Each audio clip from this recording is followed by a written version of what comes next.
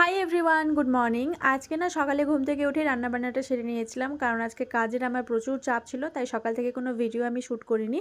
দুপুর থেকে লাঞ্চে বসেছি, তারপরে ভিডিওটা স্টার্ট করলাম। আর এদিকে দেখো পিছনের যে ওয়ালটা আমরা কালার করেছি সেটা দেখতে কত সুন্দর লাগছে, সেটা এখানে আমরা ডিসকাস করছিলাম।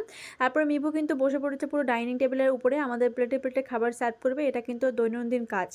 তারপরে দেখো দুপুরে লাঞ্চ কমপ্লিট করে একটু বাড়িঘর ডেকোরেশন করতে শুরু করে দিয়েছিলাম। আর এদিকে আগের ভিডিওতে তোমাদের সাথে আমি শেয়ার করেছিলাম যে বাড়িঘর সাজানোর জন্য আমি কিছু জিনিস অনলাইন থেকে অর্ডার করেছি, সেগুলোই এখন আস্তে আস্তে সাজাচ্ছি।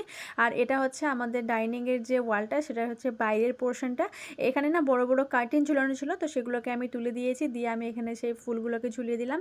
আর এটা হচ্ছে ফাইনাল লুক, এখনও বাকি আছে, পুরোপুরি কমপ্লিট হয়নি। তো কেমন লাগছে তোমরা কিন্তু জানিও। সন্ধ্যেবেলা মিশোশাকে একটু বাইরে বেরিয়েছিল, তো আমার জন্য নিয়ে এসেছিল পেটিস। তবে পেটিসের সাথে কিন্তু ফুচকাও নিয়ে এসেছিলো, তাই আমি পেটিসটাকে স্কিপ করলাম, ফুচকাটাই খেতে বসে পড়েছি। আর মিবু কিন্তু খাচ্ছে কেক।